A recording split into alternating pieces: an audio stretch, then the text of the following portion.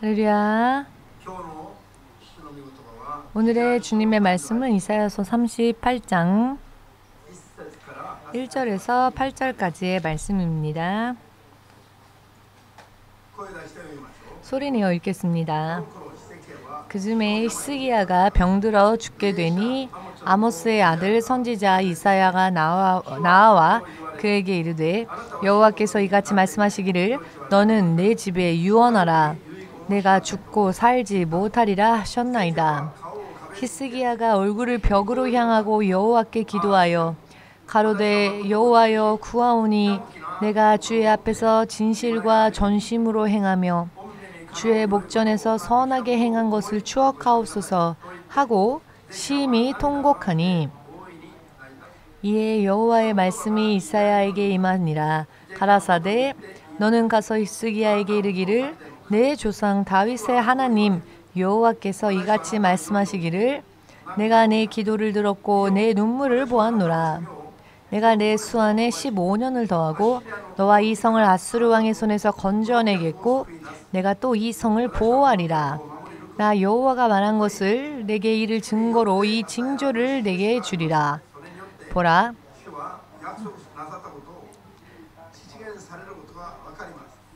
아하스의 일령표에 나아갔던 해 그림자를 뒤로 10도를 물러가게 하리라 하셨다 하라. 하시더니 이에 일령표에 나아갔던 해의 그림자가 10도를 물러가니라. 아멘. 기도하겠습니다. 주 되신 하나님,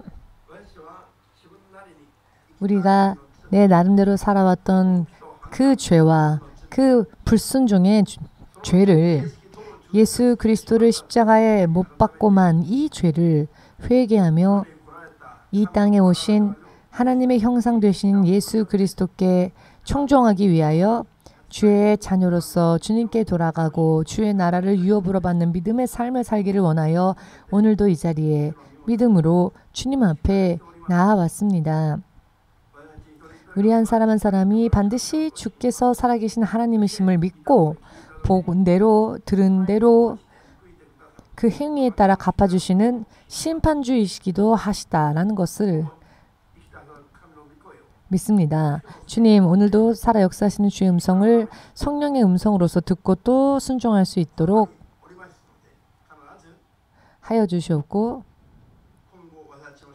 앞으로의 우리의 믿음 생활에 있어서 반드시 깨달음을 가지고 바르게 순종하여 나아가지 않으면 안 되는 진리의 말씀으로 한 사람 한 사람을 깨닫게 하여 주시옵소서. 이 시대의 흐름에 합당한 믿음의 생활을 뜨겁게 바르게 훌륭하게 지낼 수 있도록 하여 주시옵고 우리를 통하여 구원을 얻게 될 사람들이 우리들의 믿음을 보고 주님을 만날 수 있도록 도와주시옵소서. 한 사람이라도 더 많은 영혼들, 주께서 계획하신 많은 영혼들이 한 명이라도 더 구원으로 이르러 주님의 나라를 함께 유업으로 받을 수 있는 그때까지 더 이상 떨어지는 자가 없도록 특히 지켜주시옵소서. 주 예수의 이름으로 기도드리옵나이다. 아멘.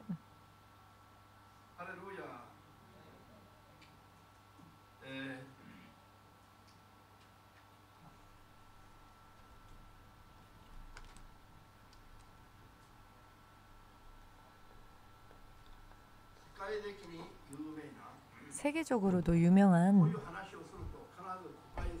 이런 말씀을 드리면은 반드시 오해하시는 분이 있기 때문에 미리 말씀드리겠으니 먼저 편견을 버리시고 이야기의 본질을 들으셔서 깨달을 수 있도록 그와 같은 마음으로 듣기를 원합니다.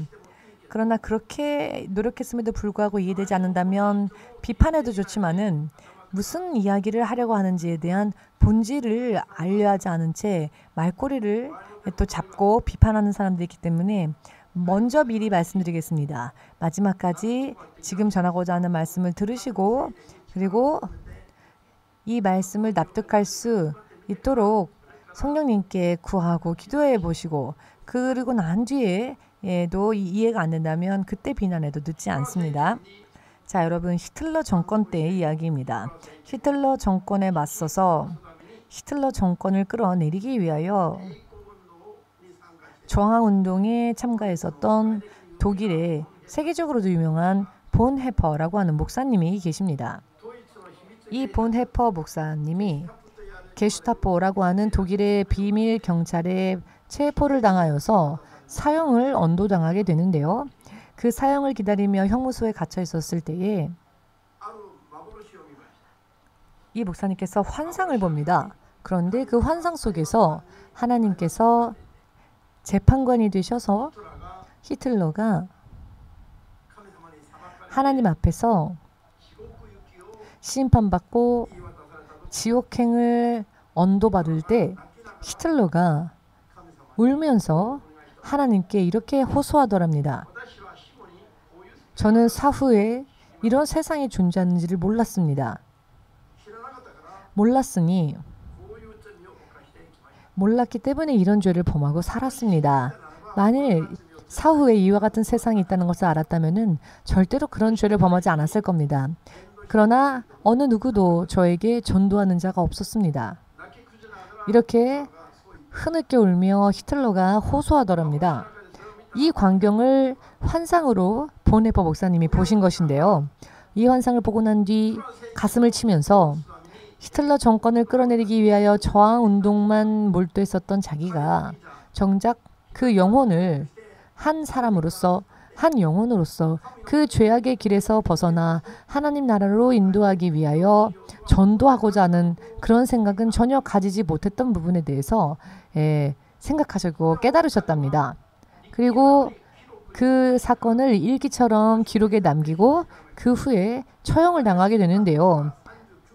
그분은 39이 되던 해에 처형을 당하였는데 39살이라고 하면은 얼마나 창창한 그런 나이입니까? 예수님을 믿지 않는 불신자랄지라도 39살이라고 하면은 정말 왕성하게 자기의 인생을 위해 본격적으로 꽃을 피우는 열매 맺는 그와 같은 한창 때에 죽고 만 것입니다. 오늘날 온 세계에서 본 헤퍼 목사님에 대해서는 세상에서는 순교자로서 칭송합니다. 저는 이 목사님의 인격이나 그런 개인적인 면모에 대해서 비난하려고 이런 말씀을 드리는 게 아닙니다. 오늘의 설교 테마는 길 잃은 목자와 양떼입니다. 길을 잃어버린 하나님의 종. 오늘날 바로 교회의 모습에 대해서 이야기를 하고자 합니다. 왜 이것이 잘못된 것인가? 왜 본 헤퍼 목사님은 순교자가 아니라 오히려 방황하고 길을 잃고 헤매고 양의 무리가 또 방황하고 많은 그런 결과가 되었기 때문에 우리는 이것을 본받아서는 안 되는데 오늘날 사람들은 이 본 헤퍼 목사님이 정권에 맞서서 대항하고 투쟁한 것이 정권을 향해 싸우는 이 사람들의 모범적인 분이다라고 생각하면서 이 본 헤퍼 목사님에 대한 것을 투쟁의 이념을 굳세게 불사르는 사람들이 많이 있습니다. 그리고 순교자라고 생각하는데요. 그런 부분이 왜 영적으로는 교회가 걸어가야 할 길이 아니라 영적으로는 교회가 걸어서는 안 되는 길이라고 하는지를 잘 들으셔서 오늘날 이 세상에 이와 같은 흐름을 기뻐하는 사람들의 믿음이 어찌하여 잘못된 것인지에 대해서 확실하게 깨달으시고 여러분들은 선과 악을, 거짓과 진실, 생명과 멸망을 확실하게 분별하시고 여러분 스스로의 믿음으로 분별하시는 그러한 믿음에 서지 않으면은 정말 오늘의 이야기는 내 영원한 생명과 연관되어진 중요한 이야기라는 것을 깨달으시기를 바랍니다. 그는 목사님이었습니다. 목사였습니다. 목사 그리고 성도들 그리고 교회가 해야 할 일은 무엇입니까? 죄에서 벗어나 구원에 이르고 모든 사람들, 열방의 모든 민족 족속들을 생명의 길로 인도하여 그들도 예수님의 제자 삼고 하나님의 자녀 되게 하여 하나님의 나라를 유업으로 받을 수 있도록 바르게 전해주고 가르치고 그리고 함께 서로 사랑하며 서로 돕고 그리고 이것을 달성할 때까지 서로 열심을 내며 협력해야 하는 것이 교회이고 또 목회자이며 또 그렇게 생명을 얻어야 할 무리들이 바로 하나님의 양의 무리들이고 그들이 바로 성도들인 것입니다. 아멘 되십니까? 우리들의 싸움은 그와 같은 의미에서 혈과 육을 상대로 하는 싸움이 아니라 이 세상과의 싸움이 아니라 악한 영들과의 싸움이며 죄와의 싸움입니다. 믿으십니까? 이런 이야기가 어디 있습니까? 성경에 이런 이야기가 없다고 생각하는 분들을 향해 말씀드리겠습니다. 오늘 잠드시기 전에 에베소서 6장 12절을 찬찬히 읽어보시기 바랍니다. 혈육을 상대로 하는 그 어떠한 전쟁도 그 어떠한 싸움도 우리 크리스찬들이 소망해야 할 혹은 목표로 해야 할 싸움이 아니라 그와 같은 분쟁은 예수를 믿지 않는 사람들의 항상 하고 있는 그런 육신의 일일 뿐이죠. 항상 하나님을 사모하고 간구하는 사람들은 이런 혈과 육의 싸움에 대해서는 설령 박해를 받고 핍박을 받는다 할지라도 자기의 생명이 떨어지는 일이 있다 할지라도 누군가를 죽이고 하는 그런 일이 있어서는 안 되며 서로 죽이고 하는 일들을 해서는 안 되는 것이 하나님의 교회입니다. 아멘 되십니까?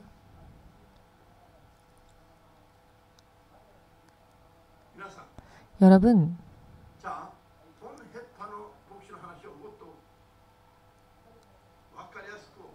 본헤퍼 목사님에 대한 이야기를 더 알기 쉽게 말씀드림으로써 여러분들의 눈이 지금 뜨기를 원합니다.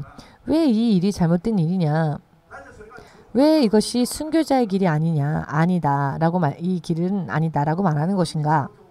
오늘날 교회는 그가 히틀러 정권과 대항하여 맞서 싸운 것을 올바른 예로서 생각하고 있는데요.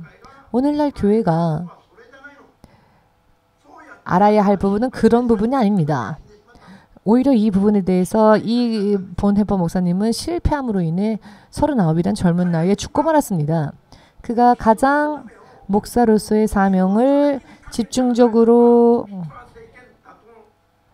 감당해야 할 때에 그는 히틀러라 하는 한 사람을 쓰러뜨리기 위하여 목사직을 걸고 싸웠던 건데요. 결과적으로는 히틀러도 구원에 인도하지 못하고 자기 자신도 복음을 위해 쓰임받는 종으로서의 길을 걷지 못하고 처형을 당하게 되며 또 그가 처형을 당하게 될 때 하나님께서 그를 지켜주시지 않은 것입니다. 자, 여기까지 말씀드리면 여러분들도 보여야 합니다.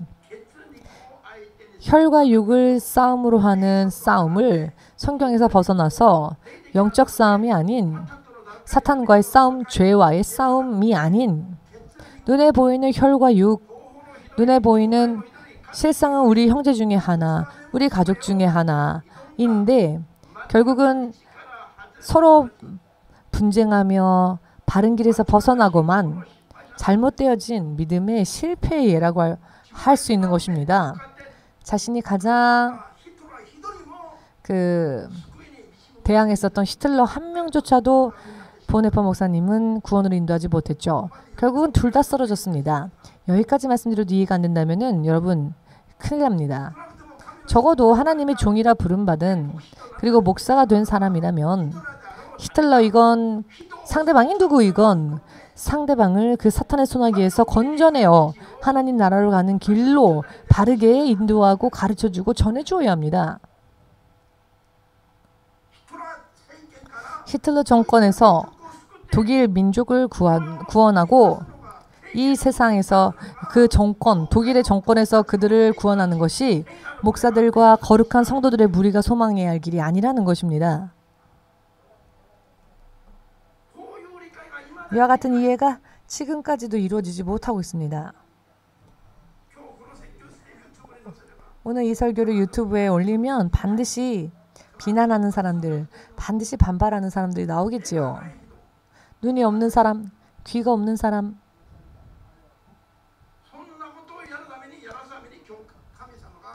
그런 일을 시키시기 위해서 하나님께서 종을 세우신 것이 아닙니다. 이 세상의 독재자의 손아귀에서 누군가를 구원하기 위하여, 사람을 구원하기 위하여 하나님께서 하나님의 교회를 세우신 것이 아닙니다. 사탄의 손아귀와 사탄의 세력 속에서, 죄악 속에서 건져내시고, 이 세상이 아닌 이 독재 정권이 아니라 이 세상에서 저희 길 잃은 양들을 인도해내어 하나님 나라로 갈 수 있도록 하기 위해서 교회가 세워졌으며, 예수께서 이 십자가의 길을 열어주신 것이라는 것을 믿으신다면 아멘으로 주님 앞에 영광 돌리시기 바랍니다. 그러나 세상에 이런 부분까지 깊이 알고 있는 사람들이 없습니다. 마음만 활짝 열면 초등학생이라도 이해할 수 있는 이야기를 지금 제가 여러분들에게 말씀드리고 있는 것인데요. 마음을 닫아버리면 10년, 20년, 30년 지나도 귀에 안 들려오는 소리입니다. 마음을 활짝 열고 성경적으로 읽어보면 초등학생이라도 알 수 있는 말씀입니다. 어려운 말씀이 아닙니다. 그가 처형당하기 전에 환상을 본 것은 주의 성령으로 인해, 그가 회개했던 것은 성령으로 인해 환상 속에서 자기가 무엇을 잘못했는지에 대해서 깨달음을 받았기 때문에 그는 회개했습니다. 그런데 그는 회개한 그 길인데 왜 그 회개한 그 죄의 길을 지금도 흉내내며 가려고 합니까? 아, 이것은 잘못된 것이었구나. 정권을 쓰러뜨리기 위해 정권 타도를 외치며 싸울 것이 아니라 한 사람의 영원한 멸망 속에서 건져내야 하는 이 일에 열심을 다해야 했었다라고 이 보네포 목사님의 마지막 후에 이것을 본받아야지요. 그런데 이 정말 중요한, 우리가 정말로 소망해야 할 길에 대해서는 안중이 없고 그가 정권을 향해 대항해서 싸웠다는 이야기에만 사람들은 흥미를 보입니다. 그리고 이것을 사람들은 소개하며 이것을 사람들은 존경하고 좋아합니다. 그러나 믿는 자들이 세상과 똑같은 수준으로 판단하기 때문에 이러한 일이 일어나는 겁니다. 성경적으로 하나님의 관점으로 생각한다면 믿음의 목표를 깨닫고 난 후에 이것을 판단하건대 알 수 있는 이야기인데요. 어찌하여 교회가 정권과 싸웁니까? 이것은 더 알기 쉽게 말씀드린다면은 내부 분열, 내부 분쟁, 형제 간의 싸움일 뿐입니다. 혈과 육을 상대로 하는, 예수님을 즉 알지 못하는 사람들이 하는 싸움이 그런 싸움이지요. 하나님을 믿는 자들의 싸움은 인간과의 싸움이 아닙니다. 하나님께서 보네포 목사님에게 보여주신 이 환상, 히틀러 또한 구원받아야 할 죄인 중에 한 명이었다는 것, 그에게도 누군가가 전도하고 그가 회개했다면 그가 죄인이었다 할지라도 구원을 이룰 수 있는, 그 역시 죄인인 겁니다. 예수께서는 히틀러를 위해서도 피를 흘리셨습니다. 그런데 이것을 이해하지 못한다면 먼저 크리스찬으로서의 자격이 없다고 말할 수 있습니다. 크리스찬이란 어떤 사람입니까? 예수님, 구원주 예수 그리스도를 따라가는 자가 크리스찬입니다. 아멘 되십니까? 예수께서 죽으시고 부활하신 것은 히틀러를 위해서도 아니며 시진핑을 위해서도 아니며 아베상을 위해서도 아닙니다. 여러분과 저를 위하여 뿐만이 아니라 사람이라면 그 어떠한 생각할 수 없는, 상상조차 할 수 없는 범죄를 했다 할지라도 먼저 하나님은 모든 이들을 위해 십자가에서 죽으셨다는 것, 그리고 모든 이들은 십자가에 설리신 주의 보혈을 믿고 구원에 이르려야 한다는 것, 이것을 알아야 합니다. 이와 같은 이해가 되어지지 못하는 사람이 보네포 목사님처럼 가슴을 치면서 울면서 자기에게 어떤 죄가 있었는지를 찾아내어 울면서 회개해야 합니다. 히틀러 정권을 옹호하려고 하는 말이 아닙니다. 북쪽의 정권을 옹호하려고 하는 이야기가 아닙니다. 문재인 정권을 옹호하려고 하는 이야기가 아닙니다. 저들은 죄인이기 때문에 죄를 범했을 뿐입니다. 저들도 그 죄 속에서 벗어나와 예수님을 믿고 구원에 이르는 신앙의 삶을 살 수 있도록 중보기도 해주고 더욱더 전도하기 위해서 노력해야 할 것입니다. 아멘 되십니까? 결과적으로 생각을 해보십시오. 보네포 목사님이 원했었던 그 투쟁은 자, 그 목적이 이루어졌습니까? 그가 투쟁함으로 인해서 히틀러 정권이 무너졌습니까? 그렇지 않지요. 결국 그 일도 이루어지지 않았죠. 아마도 그는 기도하면서 투쟁했을 겁니다. 하나님, 하나님, 히틀러 정권이 무너지게 해주십시오라고 기도하면서 투쟁했을 겁니다. 그러나 왜 기도가 응답받지 못합니까? 잘못된 동기에서 기도하기 때문입니다.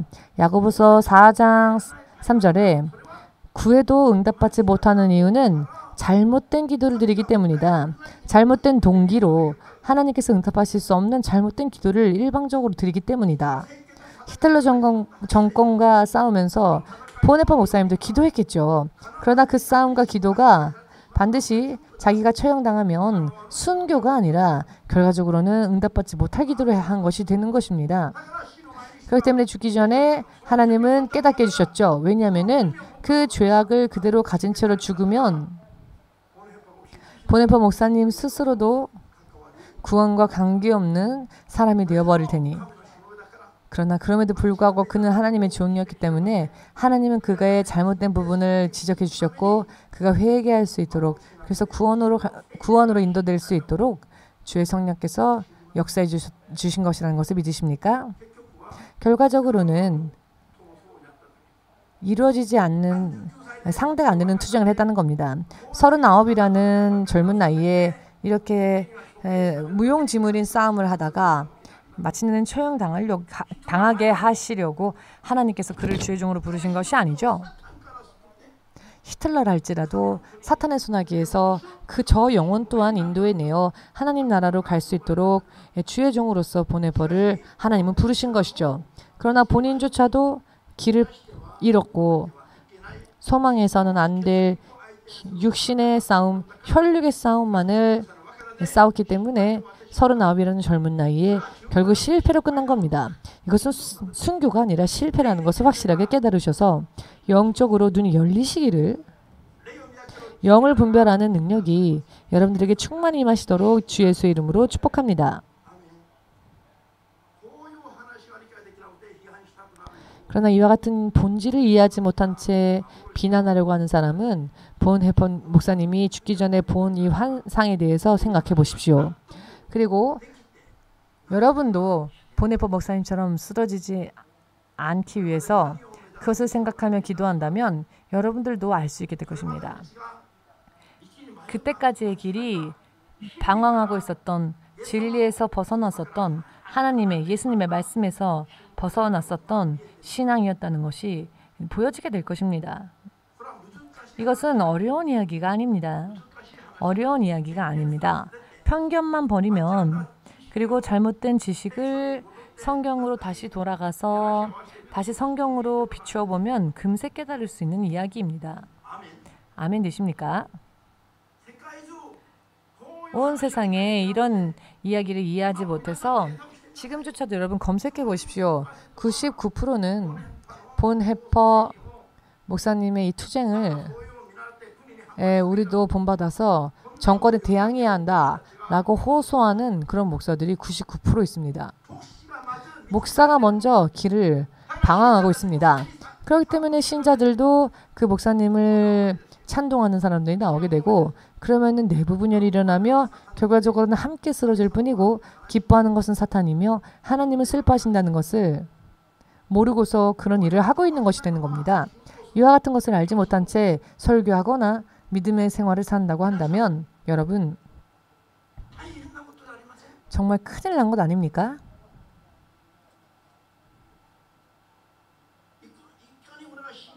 얼마나 이것이 심각한 이야기인지 여러분 이해가 되시는지요? 그리고 히틀러라 하는 자가 저런 정책을 펼쳤다. 이것도 사실은 주님이 허락하지 않으시면 일어날 수 없는 일이죠. 주님께서 허락하지 않으셨는데 만일 주의 허락하심이 없다면 있을 수 없는 이야기입니다. 사탄이 어느 한 나라를, 어느 한 민족을, 혹은 어느 한 개인을 덮칠 때에도 하나님께서 허락하지 않으시면 결코 우리의 머리카락 하나조차도 땅에 떨어지지 않습니다. 사탄이 욥을 시험에 빠지게 했을 때 그것 또한 하나님께서 허락하셨기 때문에 일어났던 일이었죠. 사탄이 제자들을 시험했었을 때에도 사탄이 제자들을 시험하기 위해 하나님께 청구했을 때 하나님이 그것을 들으셨다라고 써 있습니다. 하나님께서 허락하지 않으신다면 사탄도 아무것도 못합니다. 그런데 사탄의 앞잡이 정도밖에 되지 않는 히틀러가 하나님의 허락 없이 저런 일을 할 수 있었겠습니까? 하나님께서는 어떤 목적을 위해 혹은 당신의 백성을 죄에서 구원해내시기 위하여서 회개로 인도하시기 위하여서 먼저 죄에 대한 대각성을 불러일으키시기 위하여서 저와 같은 사람이라 할지라도 하나님께서 주의 종으로 쓰시고 부름받을 수 있다는 것, 그 사실은 모든 사람들이 주의 부르신 자들이라는 것, 신약 성경에도 구약 성경에도 확실하게 기록되어져 있지요. 이스라엘 민족이 애굽으로 내려가서 400년이 지나도록 하나님을 구하지 않고 찾지 않았죠. 그저 먹고 마시는 것을 구하는 이방인처럼 400년이라는 시간이 흘렀지만 이방인들과 똑같은 삶을 살았습니다. 하나님께서 이스라엘 민족으로 하여금 하나님을 떠올리게 하고 하나님께 간구하게 하시기 위하여서 이 애굽의 왕 바로의 마음을 강팍해 하셨습니다. 하나님으로 인해 강팍하게 되어진 바로 왕은 그 마음이 강팍해져서 이스라엘 민족을 학대하지요. 중노동을 시킵니다.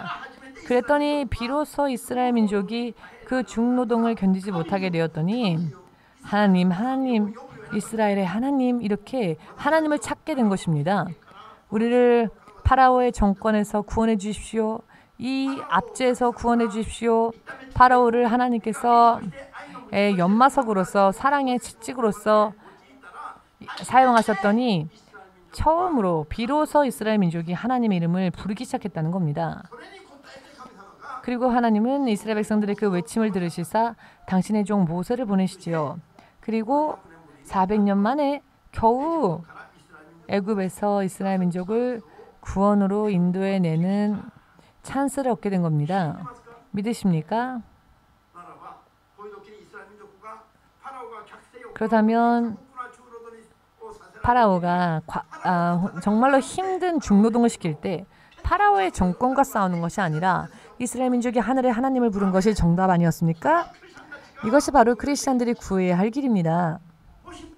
만일 자신들을 압제하는 파라오 정권에 대항하여 왜 너희가 우리를 압제하느냐 하고 투쟁했다면 이것은 그저 단순히 혈과 육의 싸움으로 끝났겠지요. 이와 같은 혈과 육의 싸움을 하는 사람들을 하나님께서 어찌 보호하시겠습니까?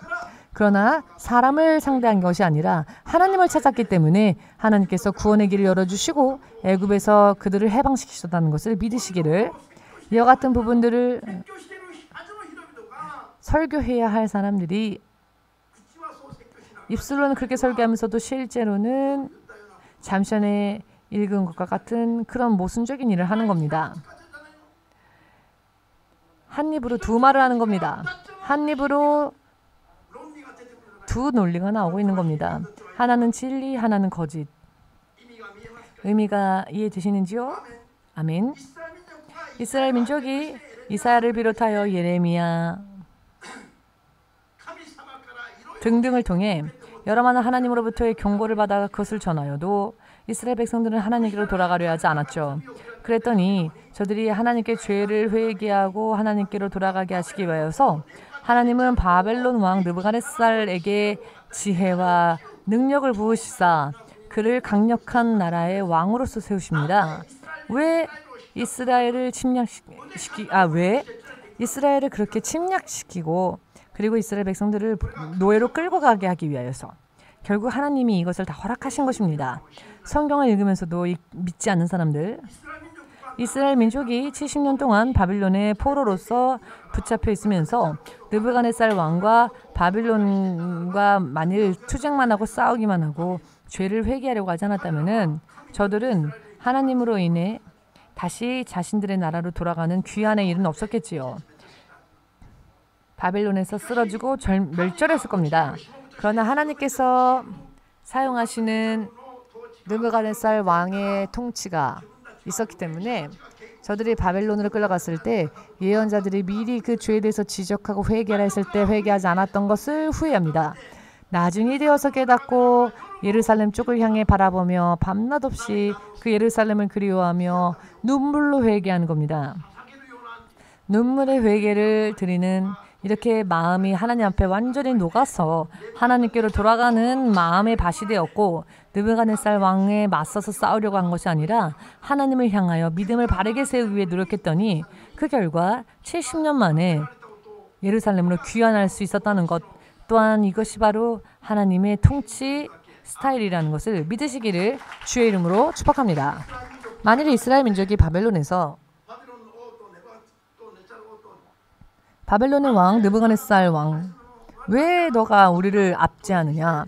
왜 너가 우리를 노예로 삼아 우리를 괴롭히느냐? 이렇게 투쟁만 하고 데모만 했었다면은 아마 그곳에서 그냥 다 쓰러졌을 겁니다. 또한 하나님께서는 죄를 범하여도 그것을 지적하고 경고해도 회개하지 않음으로 인해 하나님께서 진노하셨는데 그럼에도 불구하고 그 진노 속에서도 또 회개하지 않고 보이는 혈과 육의 싸움만을 한다면 하나님이 과연 저들을 지키실 수 있으시겠습니까? 어찌하여 이것을 설교해야 할 사람들이 오늘날에는 오히려 있어서는 안 되는 일들을 하는 겁니까? 이것은 길을 잃어버렸기 때문입니다.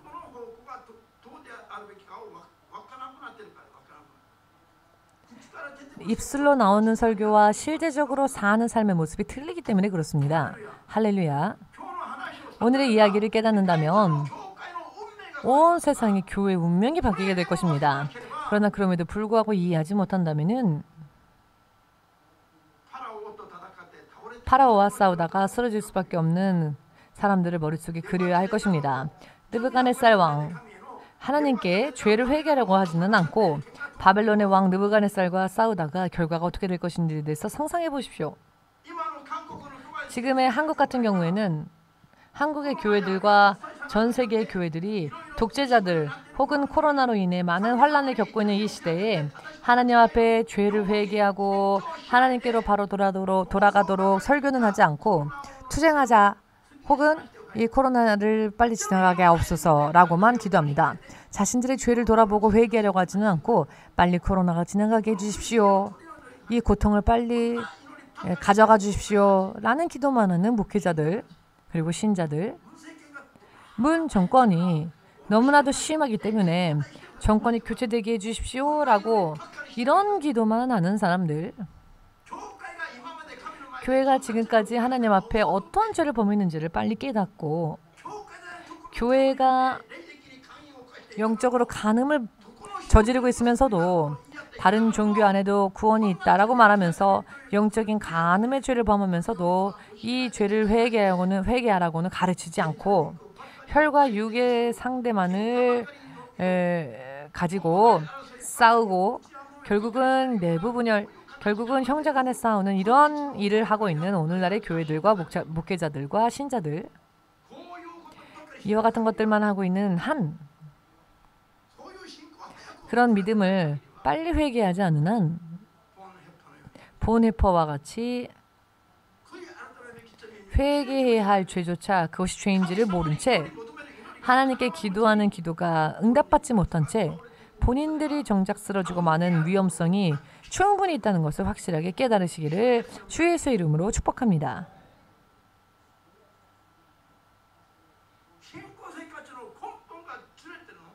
믿음 생활의 근본이 틀려버렸습니다. 믿음 생활의 근본이 틀려져 있습니다. 기도원은 다 폐쇄하고 세미나실만 만드는 교회들 성령과 함께 사는 것이 무엇인지조차 알지 못하게 되어버린 오늘날의 교회들 당연히 그러니 육의 생각에 빠질 수밖에 없는 것이죠. 당연히 혈과 육을 상대로 하는 이방인들과의 똑같은 싸움을 하면서 전락할 수밖에 없는 것이죠. 인생에 혹은 세상에 문제가 발생할 때 이 모든 것이 하나님께서 허락하셨기 때문에 일어난다는 것을 알아야 합니다. 왜 하나님께서는 이런 불행한 일들을 허락하시는가? 이유가 있기 때문이죠. 어느 한 나라가, 어느 한 민족이, 어느 한 가정이 혹은 어느 한 개인이 어떤 문제가 생긴다면은 반드시 그것 또한 하나님께서 허락하셨기 때문에 일어나는 것이라는 것을 알아야 합니다. 그리고 이런 일들이 내 환란이 나에게 일어날 때까지 왜 하나님이 나를 보호하지 않으셨을까? 왜 나를 지키지 않으셨을까? 자기에게 이유가 있는 겁니다. 그러니 그 이유를 자기를 돌아보면서 깨닫고 찾아내고 회개하는 일을 먼저 해야 합니다. 터져버린 문제를 아무리 끌어안고 있어도 해결 안 됩니다. 문제가 터졌을 때에는 어떤 죄가 여러분들에게 있기 때문에 문제가 생겼다면은 빨리 그 문제를 찾아내어서 회개하면 자연스럽게 문제는 해결되어집니다. 그러나 죄는 숨겨둔 채로 눈에 보이는 문제하고만 싸우려고 하면은 이게 되겠습니까? 그것은 예수님을 믿지 않는 자들이 하고 있는 일 아닙니까? 오늘의 설교의 제목과 같이 이런 올바른 진리를, 신앙을 가르쳐야 할 목회자들조차 길에서 방황하고 있으며 무엇을 먼저 해야 되는지에 대한 목적의식을 잃어버리고 있습니다. 여러분,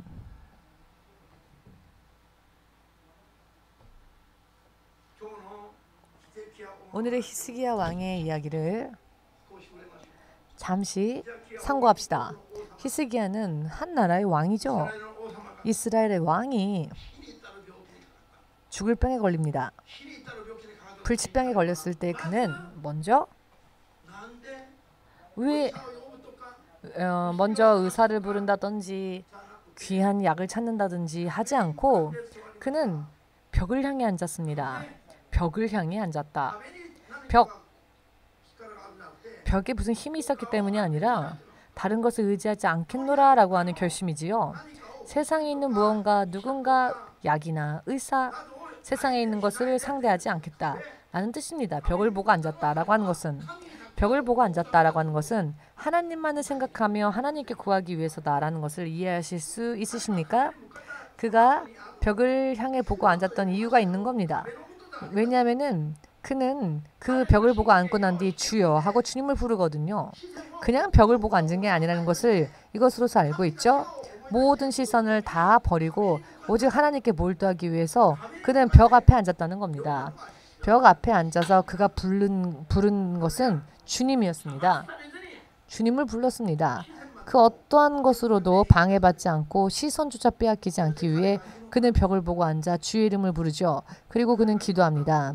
그가 기도한 그 기도문을 생각해 보건대 이렇게 해주세요, 저렇게 해주세요가 아니라 그는 이렇게 기도합니다. 제가 주님 앞에 전심으로 행했던 것들이 있다면 그것을 기억해 주십시오 라고 하는 굉장히 겸손한 기도를 드리죠. 내가 이렇게까지 했는데, 내가 이렇게나 했는데 왜 내가 이렇게 힘들어야 합니까? 왜 이런 병이 걸려야 합니까? 빨리 병 고쳐주십시오. 이런 태도가 아니라 그는 겸손하게 주님, 제가 죽을 병에 걸리고 말았지만은 그러나 주님, 만일 제가 주님 앞에 지금까지의 삶 속에서 주님 앞에 전심을 다하여 전심으로 주님을 보고 행한 일이 있다면 그것만이라도 생각해 주시사 저를 돌아보시고 도와주십시오. 이렇게 굉장히 겸손한 모습이 되어 기도하고 있음을 우리는 본 말씀을 통해 알 수 있죠. 그리고 눈물을 흘렸습니다.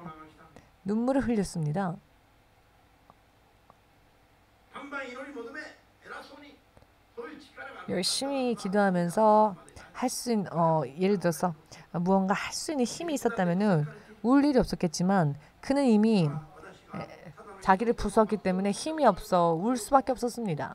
그래서 그는 하나님 앞에 울며 말하는 겁니다. 자기의 연약함을 고백하고 자기의 약함을 주님 앞에 솔직하게 고백합니다. 저는 이런 지극히 작은 자이지만 이렇게 뻔뻔하게 이 말 저 말 할 말이 없죠. 그래서 그는 벽을 향해 앉아 눈물을 흘리며 오직 그것만 기도합니다. 그랬더니 주께서 한 번에 응답해 주시죠. 얼마나 그 기도가 신실하게 하나님만을 의지하는 기도였습니까? 하나님은 2번, 3번 들으시지 않고 단 한 번에 응답하셨습니다. 단 한 번에 응답하실 때에는 그의 기도의 진심이, 그의 기도의 순도가 얼마나 순수했던 것인지를 알 수 있죠. 하나님의 마음에 합당했었다는 것을 알 수 있는 겁니다. 그가 죽을 병에 걸렸을 때 그 병에서 치유받은 것뿐만이 아니라 그의 수명이 15년이나 연장이 되어집니다. 또한 그것뿐만 아니라 이스라엘의 원수였던 아시리아 군대가 때때로 이스라엘을 공격하여 괴롭히고 힘들게 하였는데요. 그렇게 원수였던 아시리아의 공격, 이것은 사실 기도하지도 않았던 부분이었는데 히틀러 정권과 싸운다. 이것을 똑같이 아시리아 정권과 싸운다. 아시리아 정권을 쓰러뜨려 주시라고 기도하지 않았는데 하나님은 아시리아의 소나기에서부터도 히스기야와 이스라엘을 보호하신다고 약속해 주십니다. 그는 구하지 않았지만 하나님은 구하지 않은 것까지도 너무나도 확실하게 응답해 주신 겁니다. 한국에는 정광훈 목사님 등등 유명한 지금 한국의 정권에 맞서 싸우는 목사님들이 있습니다. 그러나 여러분, 저는 문 정권이 올바르다는 이야기를 하는 게 아닙니다. 어차피 저들은 하나님으로부터 멀리 떨어진 그런 자들이고 이 모든 일들도 하나님께서 허락하셨기 때문에 일어나는 것입니다. 어떤 목사님들은 정당까지 만들어서 정치에 깊숙이 관여하려고 하는 분들이 있는데요. 저런 분들이 목사라면 세상에 희망이 없습니다. 저런 사람들이 목사라고, 그리고 저들의 입술이 진리를 말하는 것이라고 생각하여 쫓아간다면 희망이 없습니다. 목사는, 교회는 그러한 일을 해서는 안 되고요. 그런 일은 하나님을 모르는 사람들이 육에서 하는 수준의 일입니다. 혈과 육을 상대로 하여 서로 싸우는 그런 일입니다. 목사로서의 양심이 조금이라도 있다면 문재인 대통령이 회개하여서, 왜냐하면 올바른 것 하지 않고 있으니까, 그러니 회개하고 예수님을 바르게 믿어서 구원받을 수 있도록 해야 합니다. 우리는 하나님을 의식한다면 그렇게 해야 합니다.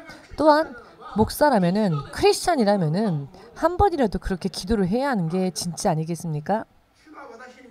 주께서 저에게 보여주셨습니다. 문재인 대통령이 손으로 만지는 것만으로도 빡빡하게 말라버린 빵처럼 몸이 만지기만 해도 부스러 떨어졌는데요. 아무런 힘도 없고 영적으로 그러한 모습이었는데요. 그러나 이렇게 메말라버린 자에게 두꺼운 고기를 먹이며 비옥하고 살찌우게 하여 한 나라의 정권자를 세우신 것도 하나님이시다라는 것을 보여주셨습니다. 하나님께서 목적하신 일이 달성되어지면 또 자연스럽게 하나님께서 그를 또 정권에서 내리시게 할 것입니다. 그를 세우신 분이 그를 내리게도 하실 것입니다. 여러분, 생각해 보십시오. 지금 예수님 시대에서 성경이 우리에게 은혜를 주셔서 누구라도 영접하는 자에게는 구원이 임하는 은혜의 때가 지금인데, 이런 진리조차 알지 못하는 사람이 크리스찬이라고 하는 겁니다. 목사라고 말을 하는 겁니다. 얼마나 길에서 멀리 떨어져 방황하고 있는 그런 지경입니까? 이와 같은 사람들은 첫 번째 단추부터 이미 어긋나 버린 겁니다. 절대 교회가 그런 일을 해서는 안 됩니다. 설령 문 정권에 의하여 쓰러지는 일이 있다 할지라도 육의 생각으로 맞대응하며 치려고 해서는 안 됩니다. 덤벼온다면 나도 덤비고 때린다면 나도 때리고 하는 게 아니라, 때려도 때린다 해도 맞고 죽는다고 해도 용서하며 하는 것, 그것이 순교입니다. 주 예수를 믿으라라고 전파하는데 그래도 죽이면 자기를 죽이는 자조차 용서하고 죽는 게 순교지, 투쟁하다가 죽는 게 순교가 아닙니다. 성경을 읽어도 이해하지 못하는 사람들은 설교해서는 안 됩니다. 왜냐하면 자기 운명뿐만 아니라 그 이야기를 듣는 사람들 운명까지도 쓰러뜨리기 때문입니다. 먼저 자기부터 쓰러지고요. 자기로부터 듣는 사람들도 쓰러지는 겁니다. 어찌하여 이것을 보지 못하는 것일까요? 사탄에게 이길 정도로 싸우지 않고 있기 때문입니다. 교회는 기도와 금식과 진리의 말씀으로 바르게 무장하여 먼저 영적으로 싸워 승리하기 위해 목숨 걸고 해야 하는데, 그렇게 하면 이런 문제들은 부수적인 문제이기에 자연히 해결되어지게 되어 있습니다. 여기 어린 친구들이 앉아 있는데 지금 이 말씀을 이해할 수 있으십니까? 우리 어린 자매들도 이해가 된답니다. 기적 아닙니까? 자, 격려로 우리 어린 자매들 격려해 주십시오. 초등학교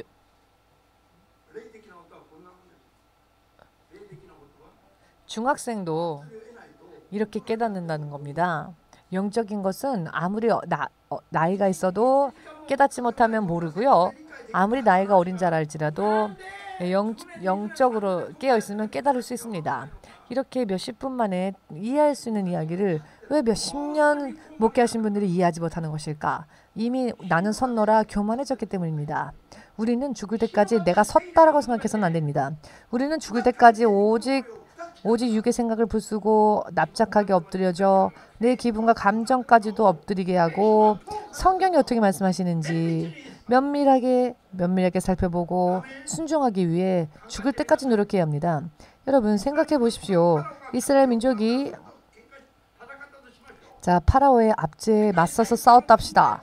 세계 최강의 파라오의 군대에 의해 멸절당했을 겁니다.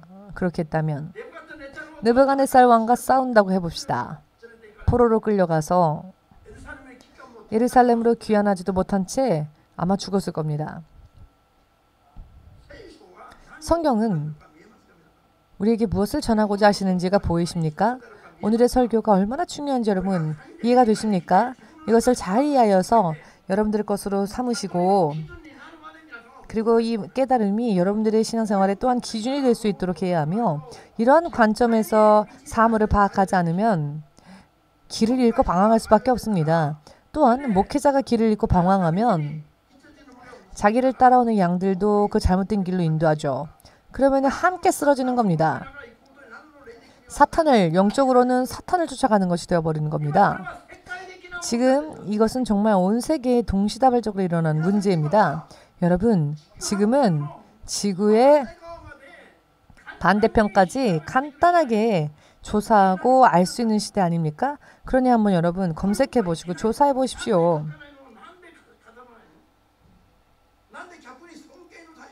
오히려 왜 혈과 육의 싸움을 하는 자들을 옳다고 말합니까? 비판하라는 얘기가 아니라 그러한 믿음은 우리가 그런 믿음을 본받으면 안 된다는 것을 이야기하려고 하는 겁니다. 교회가 소망해야 하는 믿음은 그런 믿음이 아닙니다.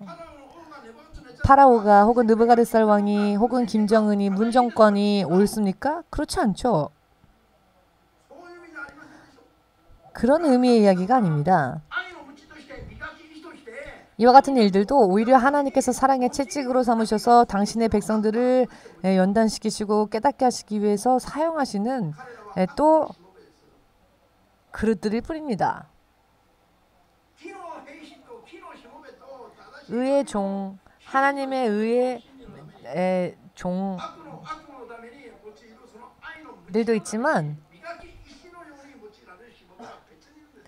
연마석과 같이 하나님의 자녀들을 연단시키기 위해서 악하지만 사용되어지는 자들도 있습니다.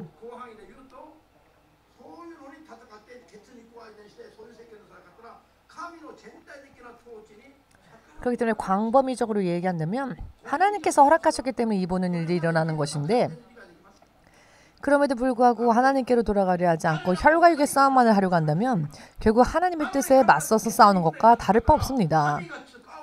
혈과 육의 싸움을 한다면 저들도 하나님께서 허락하시고 세우신 자들인데 하나님께서 세우신 자와 맞서서 싸우려고 하는 것이기 때문에 이 이야기들이 여러분 이해가 되셔야 합니다.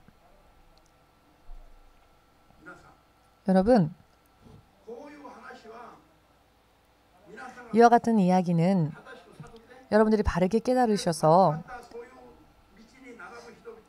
잘못된 길에 서는 사람들을 향해 적극적으로 여러분들이 깨달을 수 있도록 전해주어야 합니다. 아멘 되십니까?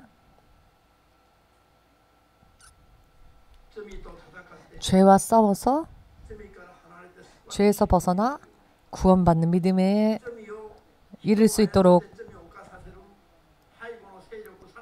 사람들을 배후에서 조종하여 범죄케 하는 그 악한 마귀와 악한 영들과의 싸움에서 승리하고 악한 이들도 히틀러라 할지라도 그 악한 영의 소나기에서 벗어나올 수 있도록 기도하는 것, 이것이야말로 하나님의 교회, 그리스도의 교회와 그리스도의 사람들이 해야 할 일입니다. 그리고 이것이 진리입니다. 극단적으로 정반대되어지는 이야기이기도 하지요. 아멘 되십니까?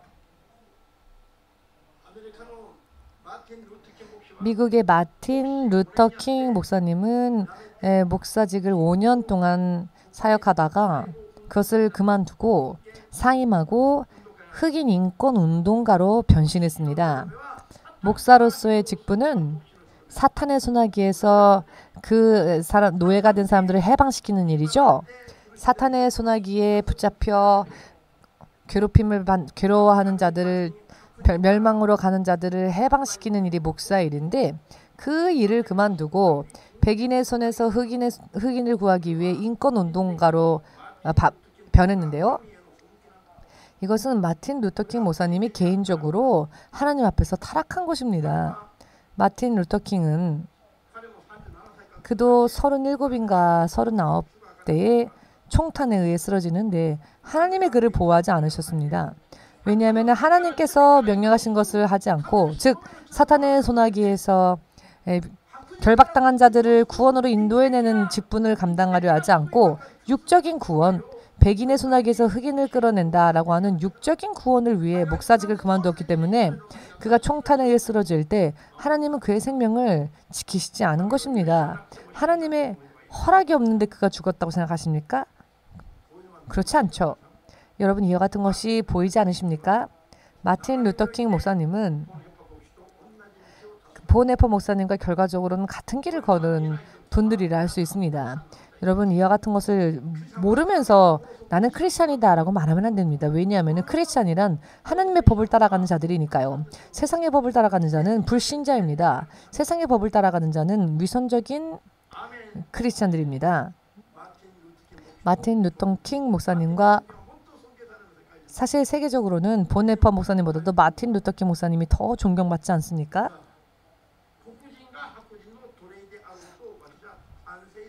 저는 흑인이 백인의 노예가 되는 일에 찬성한다는 그런 이야기가 아닙니다. 제가 하고자 하는 이야기는 백인의 손에서 흑인을 구원하고자 하는 일은 목사가 하는 일은 아니고 다른 사람들이 할 일이라는 것입니다. 여러분, 이해가 되시는지요? 목사가 하는 일은 사탄의 소나기에서 결박당하여 멸망으로 가는 자들을 구원하기 위해서 일을 해야지, 죄에서 저들을 끌어내기 위하여서 일을 해야지, 육적인 구원을 위해서 일을 하는 것이 목사가 아니라는 것을 이야기하고자 하는 겁니다.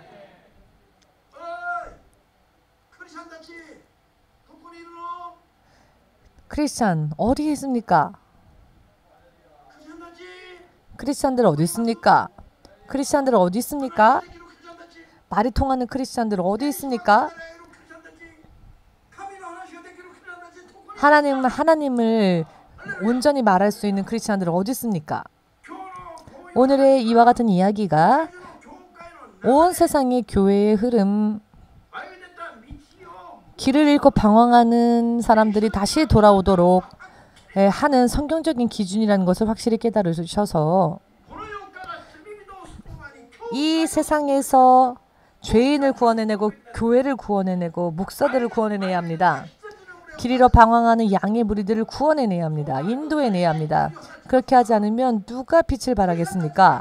크리스찬들이 흑암에서 쓰러져 있으면 도대체 세상에서 누가 빛을 발합니까? 크리스찬들이 진리를 말하지 않으면 도대체 누가 세상에다 진리를 전해줍니까? 할렐루야.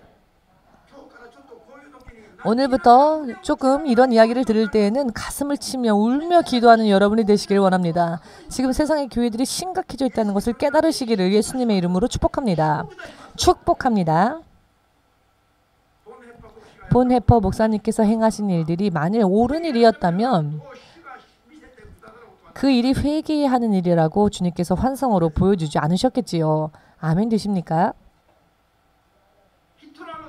히틀러 정권에서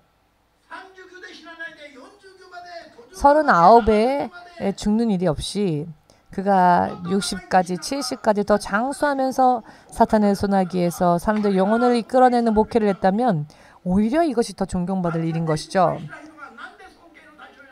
그러나 잘못 길을 접어들어 실패하고 만 사람들이 어떻게 존경의 대상이 됩니까? 백인의 소나기에서 구원해내는 게 구원입니까? 사탄의 소나기에서 구원해내서 하나님 나라로 가게 하는 게 구원입니까? 이것을 분별하지 못하는 사람이 어떻게 크리스찬이라 할 수 있습니까? 여러분 깨달으시기를 바랍니다. 오늘날 이 세상은 물론 처음부터 이상했지만 세상에 있는 교회들이 올바르어야 할 교회들이 이상해져 버렸습니다. 보네퍼 목사님을 보고 우리가 본받을 만한 것이 있습니다. 아, 저렇게 하면은 저것은 회개할 죄이구나 라고 깨달아야 합니다.